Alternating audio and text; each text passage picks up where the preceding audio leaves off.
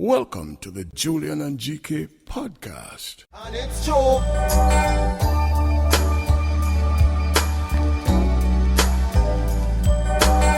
Greetings, everyone, and welcome back to another episode of the Julian and G.K podcast. We back, baby. Look at us. We're in a studio.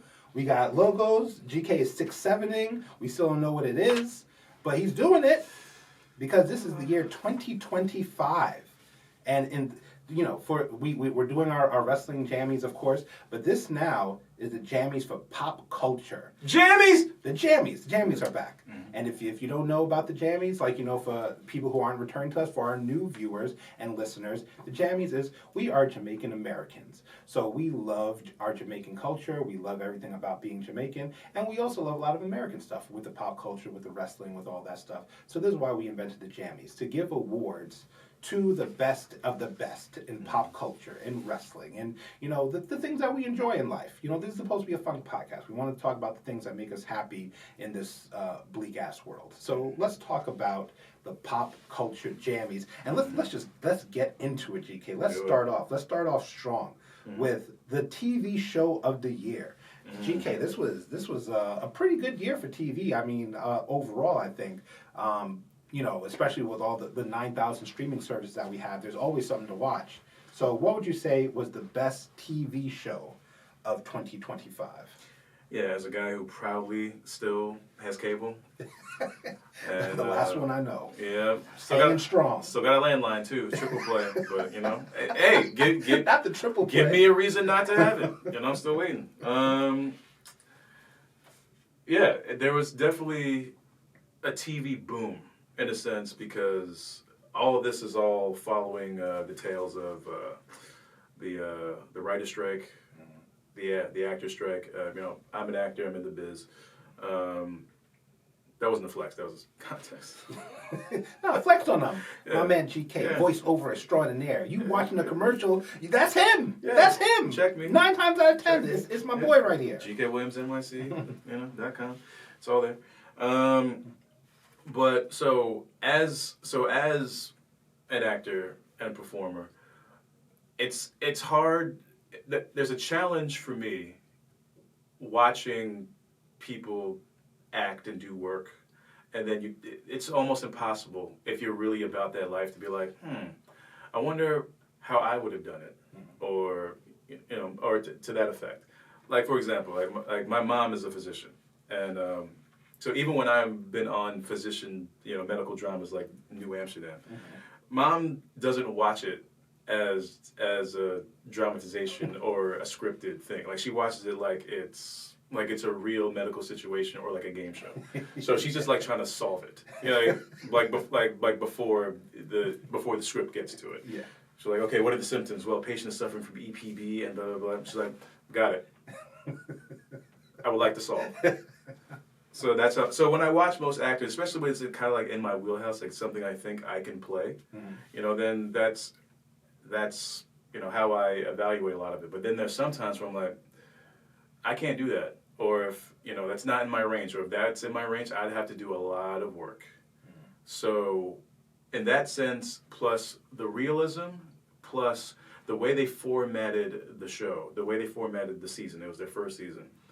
My TV show of the year is The Pit, because beyond it being damn good, and the only medical show that I've heard my mom say is very realistic, is also, as an actor, if you watch them, they have to memorize so much medical jargon and terminology, but they're not just talking it. It's based in an emergency room in Pittsburgh, so each episode is the next hour of the day.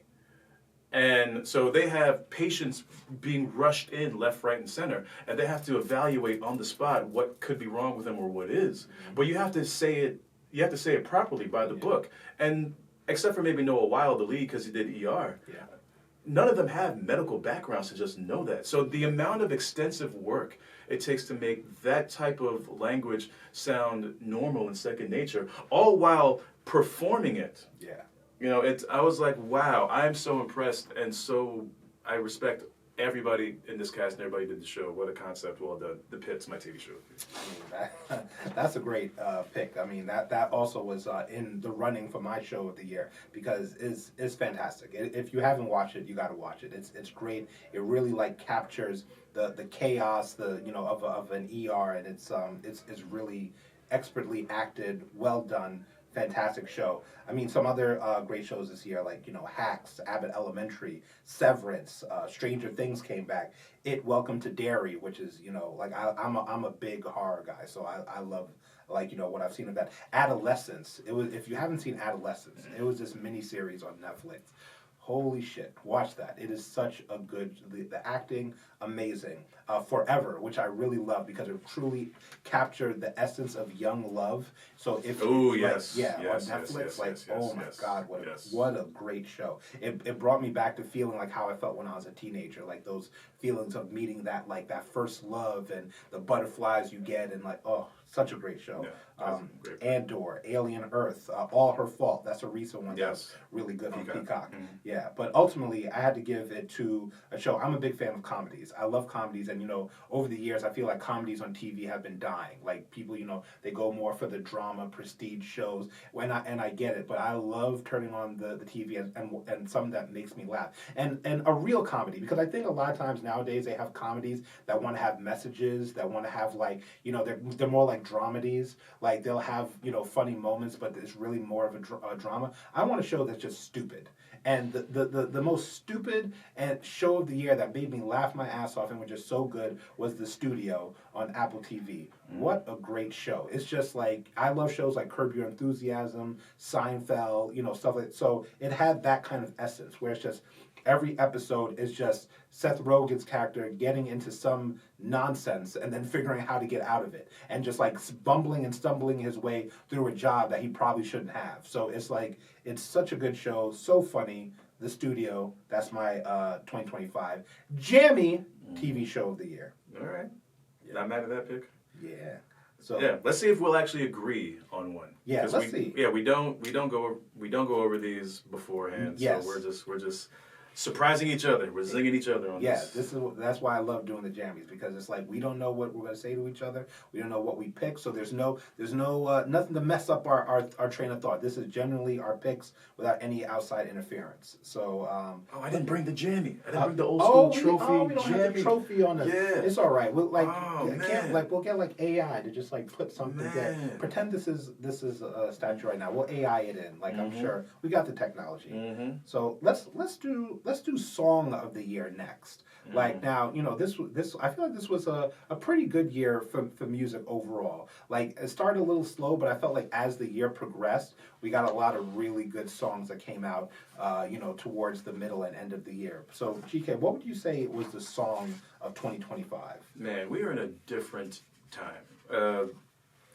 People might not be aware of this, but 81% of the songs that charted in the Billboard Top 100 went viral on TikTok first. Crazy. That's where we're at. Crazy. I'm still like, hey, what's the number one song on Funkmaster Flex's, 7 to 7? I'm still on that. I'm like, wow, it's still residuals. That being said, I think it was a great year for women. Yeah. Women artists. Yes. Taylor Swift came back. Mm-hmm. Sabrina Carpenter Never Left. Yep. Cardi B came back. Just to name a few, Olivia Dean. Yeah. Just to name a few. Yeah. Gaga had a strong year too. Mm-hmm. It was a good year for R&B, especially on the women's side. Yeah. You had Mariah the Scientist. You had now this again. When you think of 2025, what's the soundtrack? What are the songs that paint the year for you? So when I think back to 2025,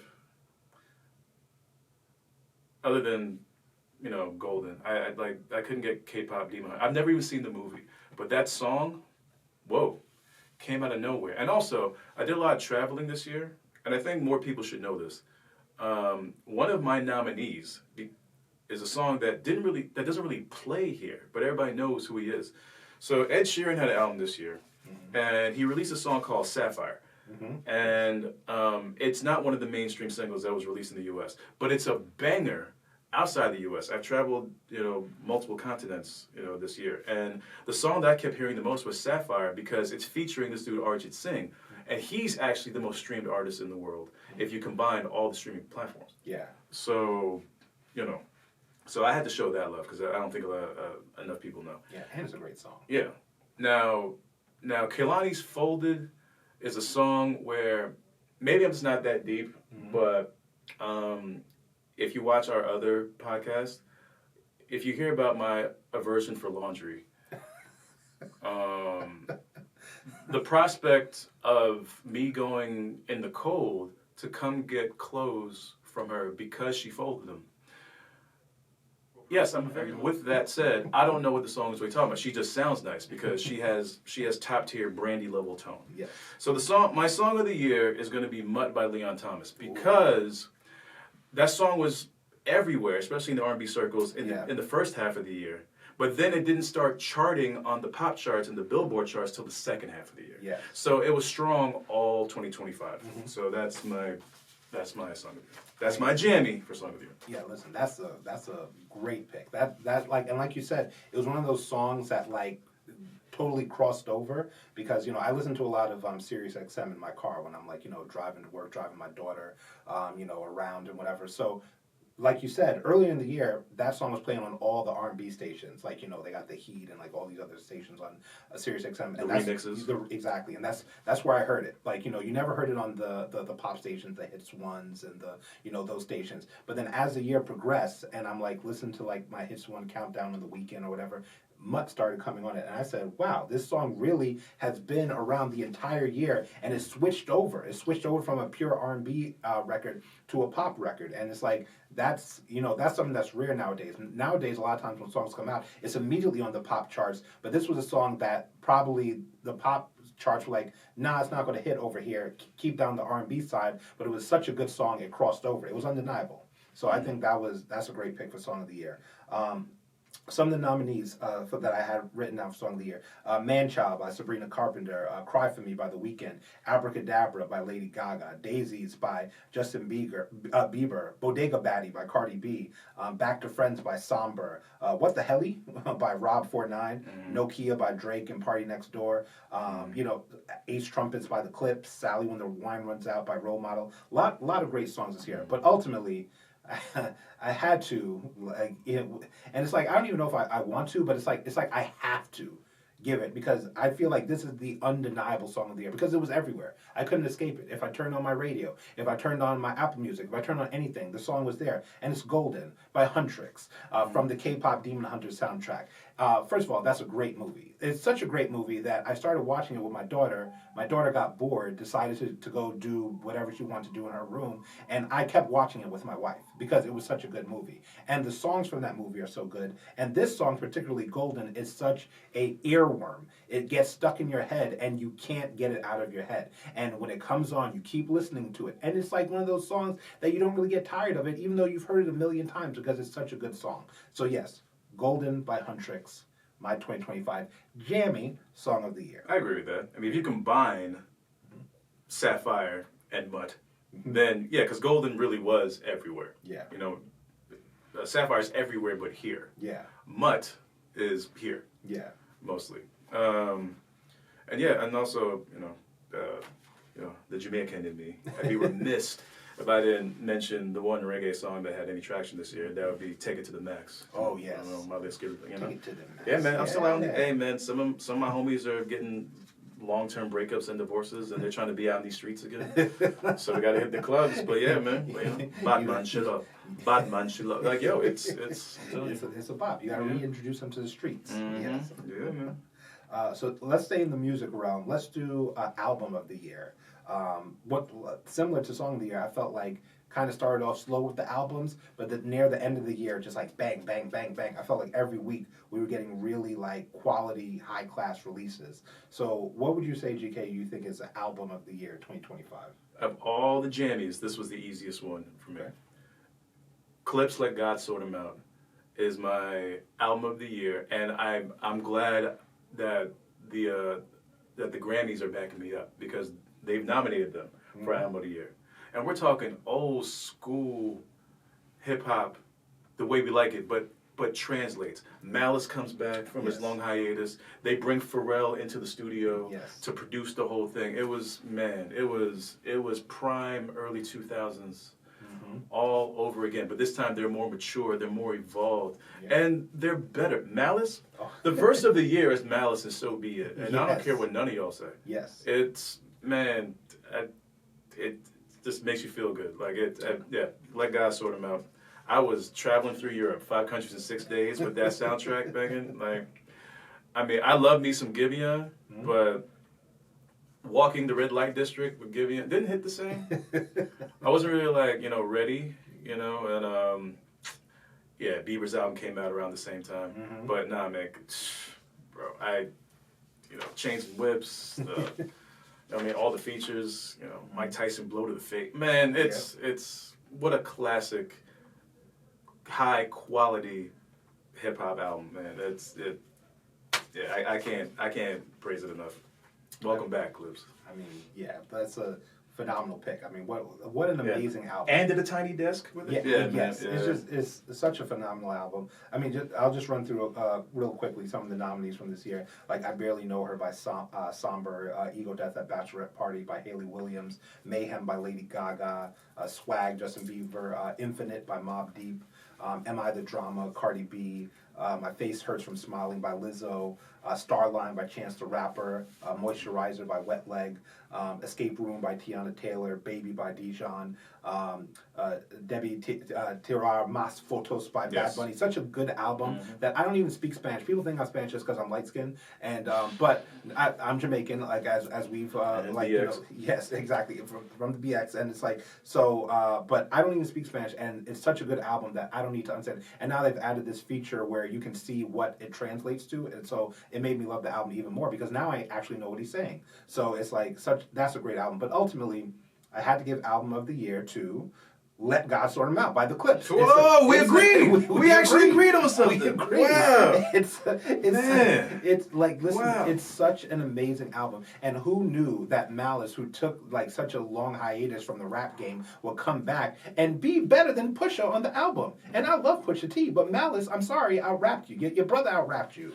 And that's okay because you were still dope on the album, but Malice just came back like on fire. And it was just, the whole album is good. Like GK, it's more mature. They were able to have the poignant songs that were talking about like the loss of their mother and their father, and have like really like strong emotional songs like that. And then they still had the trap like coke raps that made them popular in the first place. It's such a good album. I can't give it enough praise. Let God Sort Him Out. The Clips, easily album of the year. And Pharrell still got it. Oh yeah, man. I'm saying, just to have such an emotional song to start the album, a tribute to their parents and John Legend, and then follow with Chains and Whips with Kendrick Lamar. Yes. Taking no prisoners. Yes. Oh man, it's what hip hop should be. Yes, exactly. That's a pure hip hop album. Love it. Let's do sports moment of the year. We agreed. Yeah, right. We agreed on something. It's a miracle, folks. Okay. Sports moment of the year. Yeah. Okay. Again, easy choice for me, but I feel like there are some moments that just didn't get enough love in general. Like, people don't realize Shohei Ohtani played the greatest game anybody's probably ever played in any sport. For those who don't know, he plays Major League Baseball. He plays for the LA Dodgers. They just won back-to-back World Series in a 7-game thriller with the Blue Jays. In this run, so he's a big time batter, power hitter, and a pitcher. He's both. This dude had 3 home runs as a hitter and 10 strikeouts as a pitcher in the same game. Insane. You can't even fathom that. That's ridiculous. Other people that really need to get some love. Alex Ovechkin is now the all-time leading scorer in the NHL. Lionel Messi won an MLS Cup. Yeah. Asia Wilson. Put some more respect on Asia Wilson's name. Yes. Also, can we just talk about, real quick, I love these NBA couples. Yeah. I don't know who's masterminding this, Yes. but Asian Bam, I love them. Yo. Glorilla and Brandon Ingram, who Yes. thought of that? Angel and Wendell Carter. Yeah. Yeah. Donovan Mitchell's engaged to Coco Jones. And, of course, Klay Thompson and Megan Thee Stallion. Oh, my God. Yo, who's booking this? My boy Clay came up. Oh, you see Megan Thee Stallion? Oh, my Man. God.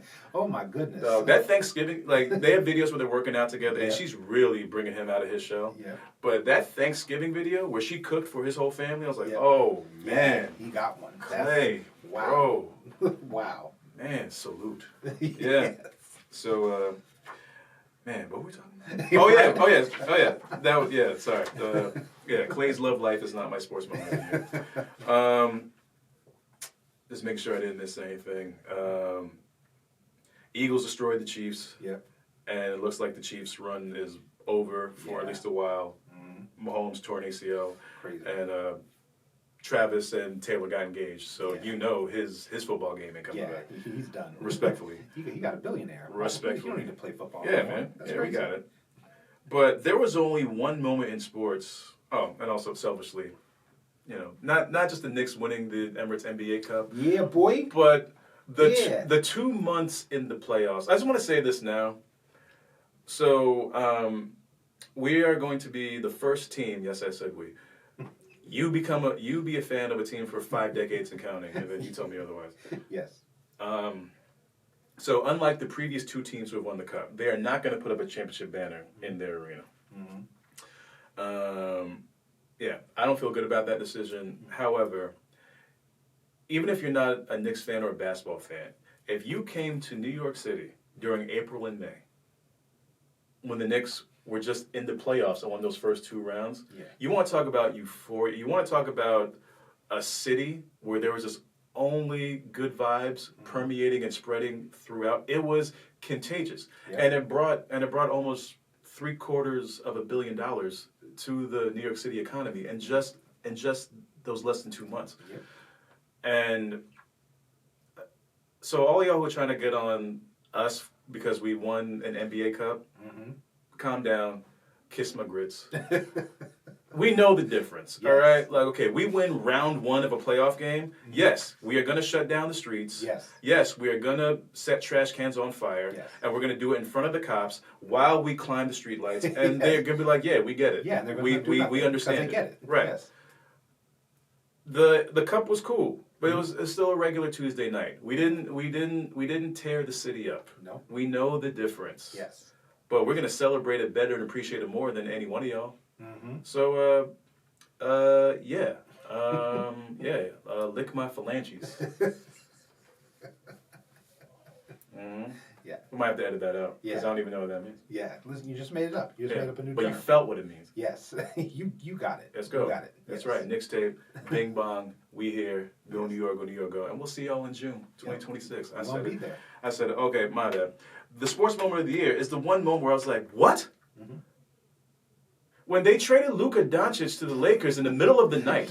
Yes. That's the sports moment of the year to me, like by a city mile, let alone a country kilometer. Yes. Yeah, that was like, what? Yes. Why? How? Yes. Halliburton was close. Yeah. But I'll give credit to the devil where it's due. SGA, I don't know how you score 20 points a game for 100 consecutive games and counting. Crazy. Jokic, come on. Yeah. What about him hasn't been said, but Yeah. it's Luka getting traded in the middle of the night Yeah. is my sports moment of the year.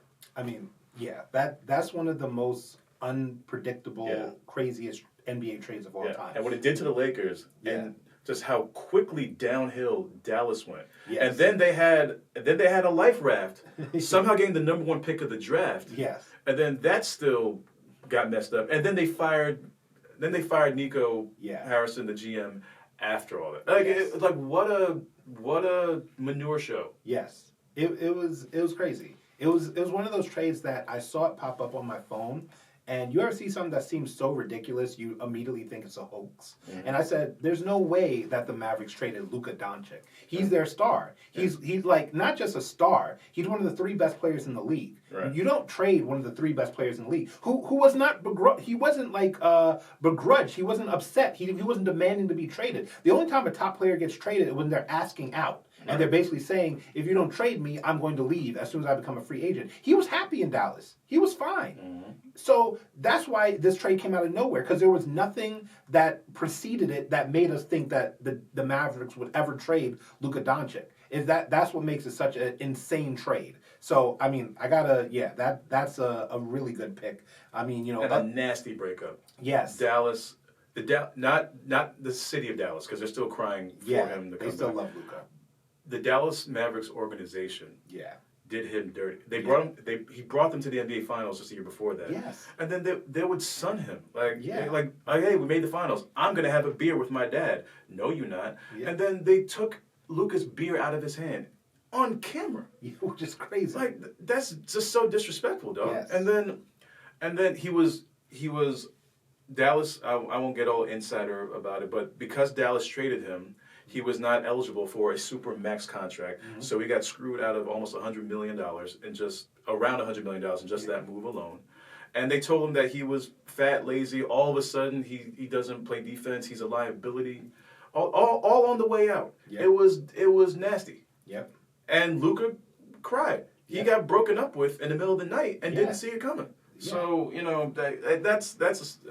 Sorry, that went way longer than it should have. But yeah, that's my sports moment of the year. I mean, it's understandable because it's such a crazy trade. I mean, that was on my list too. Also, Coco Gauff winning the French Open, PSG winning the Champions League after having 3 of the biggest stars in the world. They couldn't win it then, and then they get rid of them, and then they win the Champions League. Like, go figure. And like the Shohei Ohtani game that G.K. mentioned earlier, the Crawford-Canelo fight, which was like such a big deal for boxing. But ultimately, I had to give it to World Series, Blue Jays versus Dodgers, Game 7, which is one of the most craziest baseball games I've ever seen in my life. And I've been watching baseball my whole life. I was going back from the 80s, going to Yankee Stadium when the Yankees sucked, and you can get free tickets in the Daily News, and my mom would take me to baseball games. And I've loved baseball since then. I've always watched it. But all those years, through the World Series I've watched, whatever, I've never seen a game like that. The twists and turns, the ups and downs,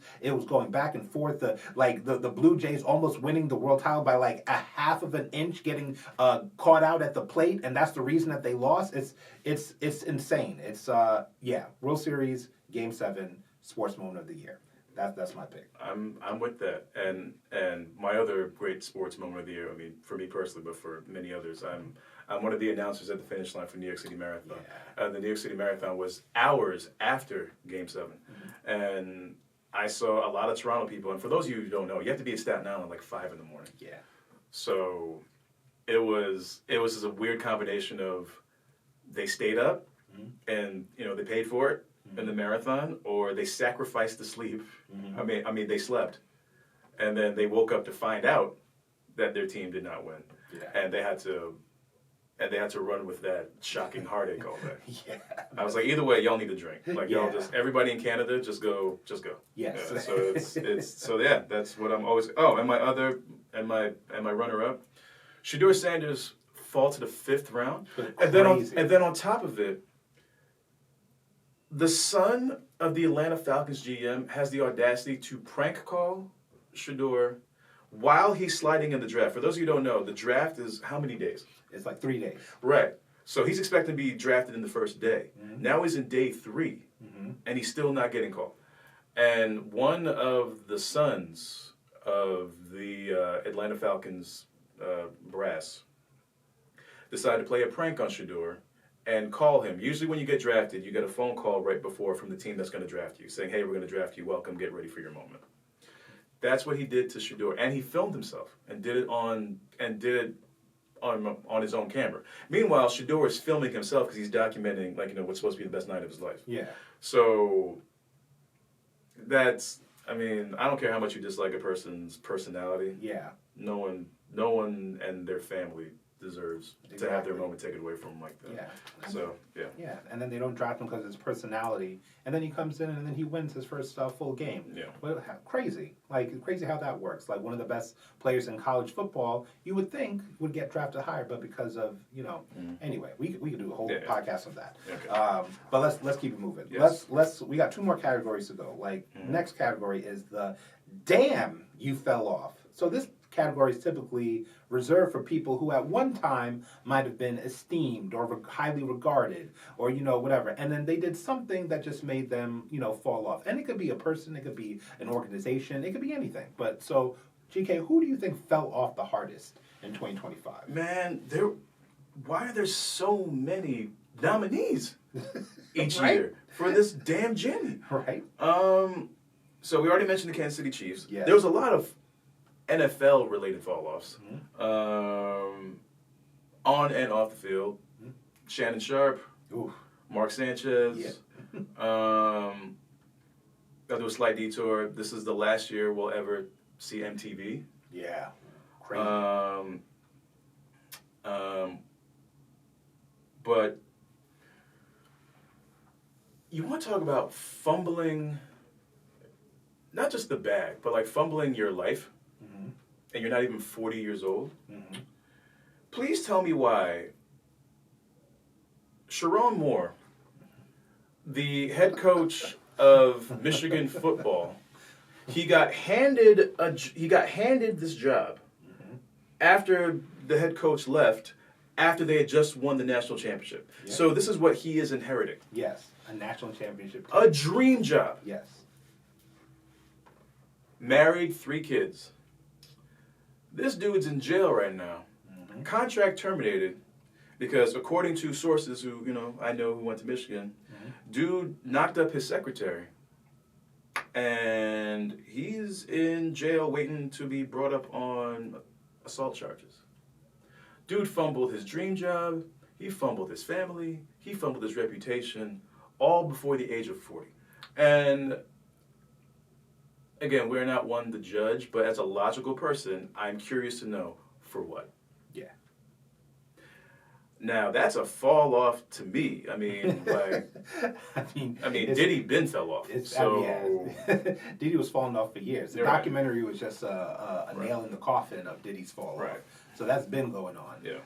But yeah, this dude, and the thing that annoyed him the most is if you look at a picture of his wife and the picture of the woman that he cheated with, they look like they could be sisters. So I'm like, you ruined your life to basically cheat on your wife with your wife. That's essentially what it came down to. And I was like, that's like peak stupidity. It was just it's so dumb. You gave away a cushy, amazing job and then exacerbated it by not just getting caught, but then assault and trying to crazy huge DMs from OnlyFans people what? Yes. Yeah, I feel like I got to admit, I think that your pick is better than mine because my pick, I this was such a bad fall off. It didn't even register me because it was so atrocious that it just I've been talking shit about this dude all week, so I should have changed my pick to this.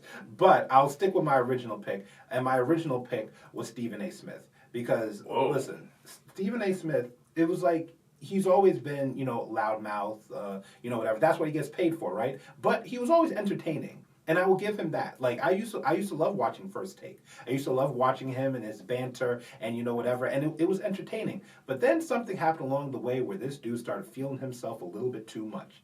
Then he just started feeling himself? No, he was always feeling himself, Okay. but he started feeling himself a little bit extra.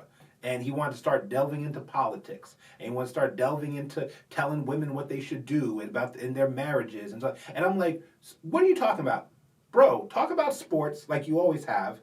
And don't talk about politics. Don't talk about people's relationships when you don't have a relationship of your own. It's focus on what you're good at. And you're good at talking about sports and having debates with people about that. But when you start talking about other stuff, that's when things get way off tangent. And that's why I think it's kind of led to his, I don't want to say downfall because he still has his job. Not downfall like my boy from Michigan. That's a downfall. So it's not a downfall like that. But I feel like his public image has been tarnished a lot. And, so that's why I had to give it to Stephen A. Smith. I think that he was somebody who at one point was even not like highly regarded, but the players, the media, they kind of like, understood his shtick. They kind of went along with it. But now you could tell that people don't mess with this dude. They feel like he's phony. They feel like he's fake. And it's really, really ruined his reputation. So that's why I'm saying Stephen A. Smith. Yeah, people are leaving ESPN. Yep. Yep. With that. Yeah, but that remains to be seen. He might win politically. You never know. Yeah. You never know, man. Yeah, in this day and age. But let's get to the final Jammy of the night. Is the final one? Am I missing a category? I mean, we could breeze through it. I have two. Okay, what's the ones you got? I got shocking moment and movie. Yeah, I got movie. I don't have shocking moment, but I can come up with a shocking moment. What's your shocking moment of the year? Oh, the Diddy doc. Oh. Just everything that went into it, the making of it, and just how in depth it is, all through the scope of. 50 executive produced it. He didn't direct it, so let's be clear there. Yeah. But everybody knows there's baby mama drama involved in it, and then you have people like Dame Dash saying, "You heard 50's you heard about that 50 doc on Netflix, right? Where is it? He's been talking about it for this long. I don't see it coming out." And boy, it came out. It came out. A lot came out. Yeah. Yeah, we could do a whole podcast just the Diddy doc itself. But that's my shock moment. I'm like, damn. Like not that I would put it beneath 50 to go in like that, but go in that sophisticated. Yeah. And just that deep for 4 episodes. And I was just shocked that, because you got new people coming in. Yeah. I mean, young people. So, like, they don't know anything in the first 2 episodes. Yeah. We lived the first 2 episodes. Yeah. I was shocked how much I didn't know in episodes 3 and 4. Yeah. Yeah. Like, okay, I get the lube now. I mean, I get the baby oil now. I get it now. Okay, but that's okay. Wait, let's get right there. All right, yeah. So that's my shock moment. I mean, like, the Diddy doc was crazy. The Diddy doc was crazy when it dethroned Stranger Things for the #1 show. Stranger Things is like the #1 show in the world, and people were like, "Nah, fuck that. I need to watch this Diddy doc instead." That's when you knew that it was like something major. So yeah, Diddy doc, definitely a shocking moment. My choice for shocking moment just happened. It's Rob Reiner and his wife getting murdered by their son, and that's to me is crazy. Like, Rob Reiner is a Hollywood legend. Like, Princess Bride, When Harry Met Sally, to me the greatest rom-com of all time. All in the Family. Like, he's like a staple in Hollywood, and for that to be his end at the hands of his own son. I mean, allegedly. This is still early. I mean, it just happened a couple of days ago, but all the evidence points to it being his son. That to me was shocking. Like, I remember when I woke up the other day and saw the news, and I was like, and they said Rob Reiner died. Like, and at first they thought it was a fire, but then more details started coming out, and they said that it looked like he was stabbed, and then his throat was awful. So definitely my most shocking moment, 2025. Yeah, a lot of, it happens every year. I mean, a lot of celebrities and beloved public figures passed this year. But yeah, I'll agree, that one is just, just whoa. I mean, there's some, D'Angelo and Angie Stone. Yeah, but that like a year apart. Oh, yeah, with months apart. Yeah. Jimmy Cliff. Yeah, that's a reggae legend. Man, if I could just read my own. Malcolm Jamal Warner. Oh, that was a shocking moment. My God, like, so young, 53 years old. That's insane. Yeah, Ozzy Osbourne. Yeah, just to name a few. Yeah, and Hulk Hogan was very unexpected. Oh, yeah, but just to name a few. But I agree. The Reiners, no. Yeah, that shouldn't happen. Yeah, man. So let's move on from that crazy, sad topic to our final Jammy of the night, which is Movie of the Year. Now, this year I feel like was a up and down year for movies. I felt like it wasn't as great as as previous years have been, but I felt like there was a couple of bangers and a few like that I feel are going to be classics for years to come. So I'm curious to know, what did you think was the best movie of 2025? Yeah, I think it was more of a down year, and I think, again, bringing the actors' perspective into it, and, a lot of my homies are in Hollywood and are in Atlanta, and just how everything is shifting. It's not even just the AI. So now this administration has put tariffs on anything filmed outside of the U.S. for the U.S. So Marvel movies have been in Atlanta for the last 10 years. They just moved to London. And that's why there's a TV boom, because a lot of the movie stars have come to do TV. It's more steady. And the box office isn't the same when you have streaming services. And my theory is that there's no longer an A-list, really, because of social media and smartphones. One of the negative byproducts of it is everybody's so overexposed. So there's no mystique. It's so much harder to have privacy and aura now. Like, everybody knows Leonardo DiCaprio's dating preferences. Everybody knows your actors' political affiliations. Everybody knows what they do in the bathroom. Like, it's you know what I'm saying? It's different now. Like, it's not like, I don't want you to be like me. Yeah. You know what I mean? I want you to be, better than me. I think Taylor Swift still does a great job of being personable, while still holding on to that aura. Like, when was the last time you saw so many people care about an engagement?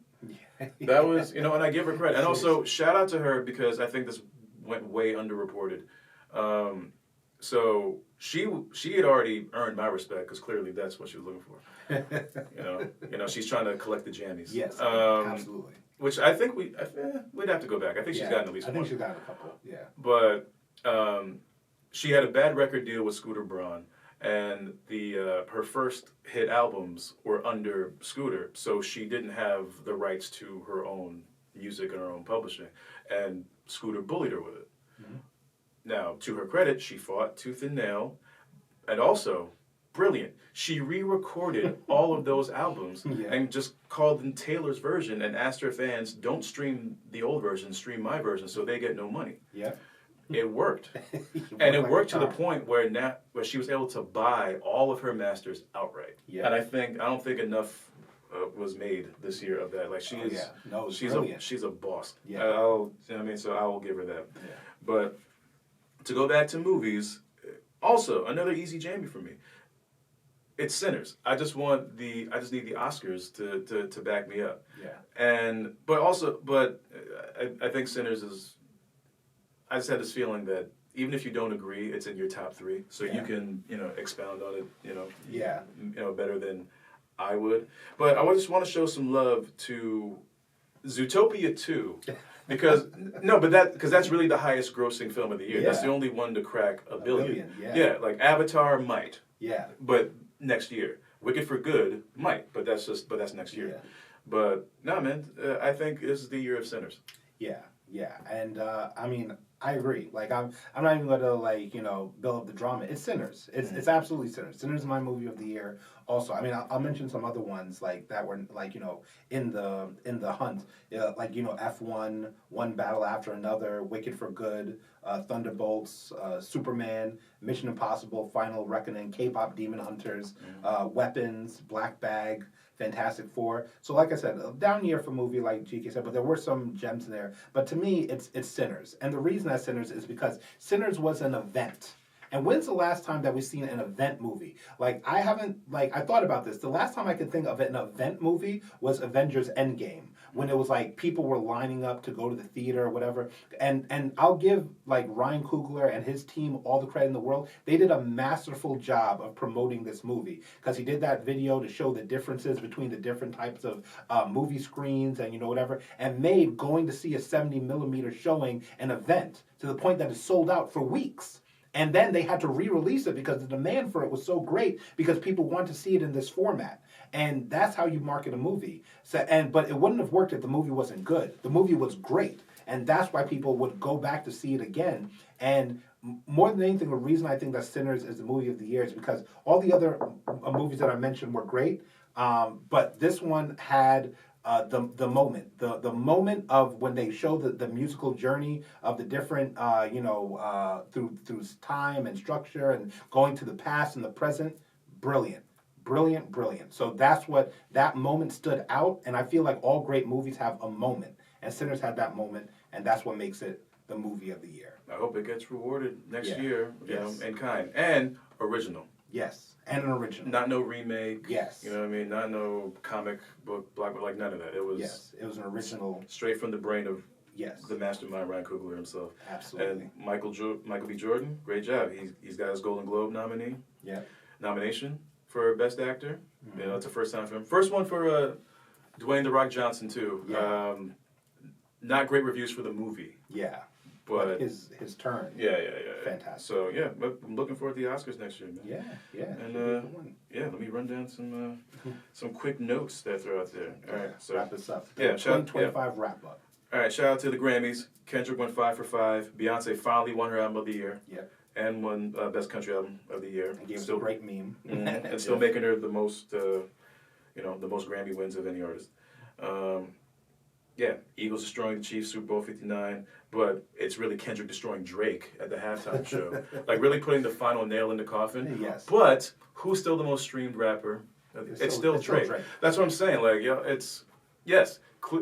Kendrick won the battle. Yes. Of course. Yes. But he was never going to win the war. Drake is just there, still releasing new music, and I'm telling you, I'm forced to be out in these streets again because my homies just them and they women just don't last as long as they planned, and they need to just get back out there, hear some tunes and feel good. Not Like Us does not hit like it did last year. Not even just like the moment as a song, but Nokia is everywhere. It's still everywhere. Yeah, that's what I'm saying. So it's it's like Jay-Z and Nas. Yeah. And Kendrick and Drake are more established and went on a longer run. Yeah. When they had their beef. Yeah.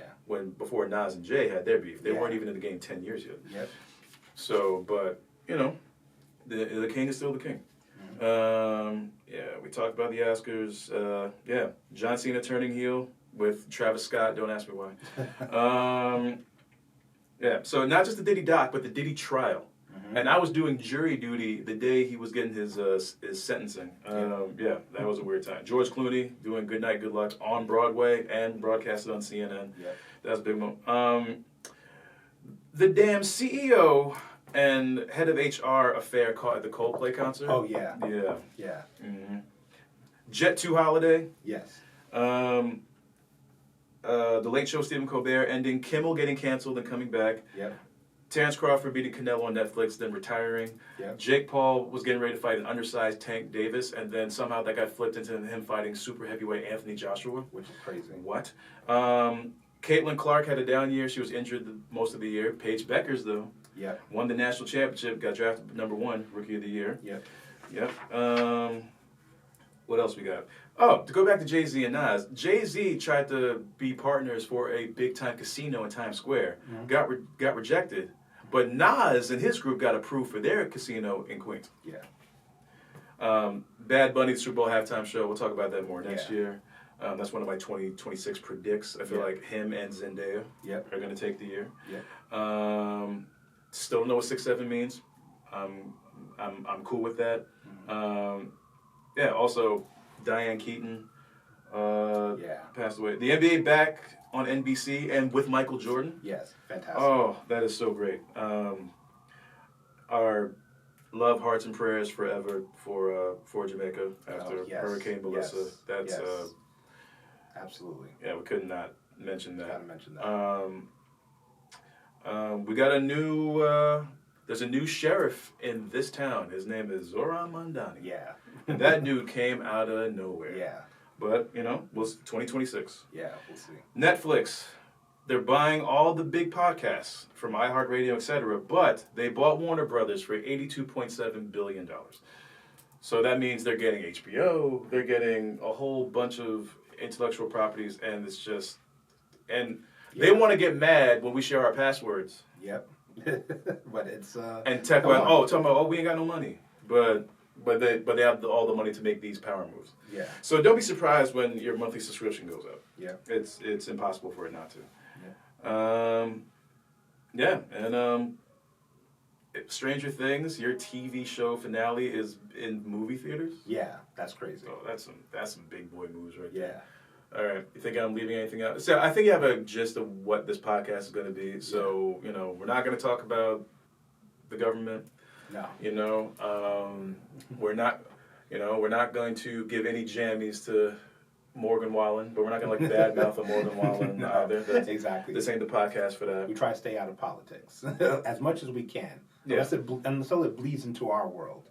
But hopefully it won't. Yeah. Shout out to all the other podcasts and streamers. I still don't even know the difference. Yeah.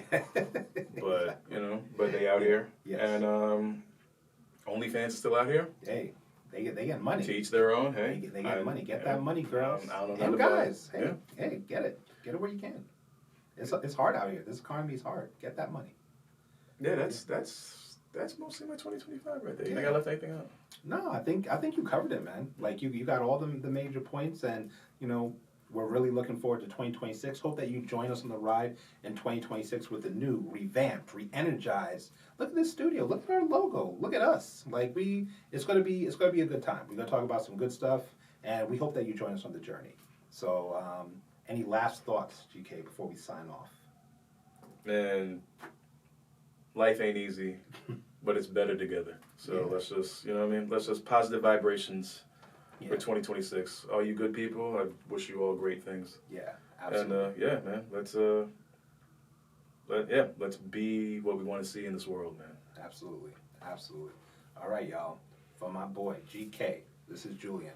This is Jamaica Alphen signing out. Thank you for listening to the Julian and G.K. podcast. And it's true. The Julian and G.K. podcast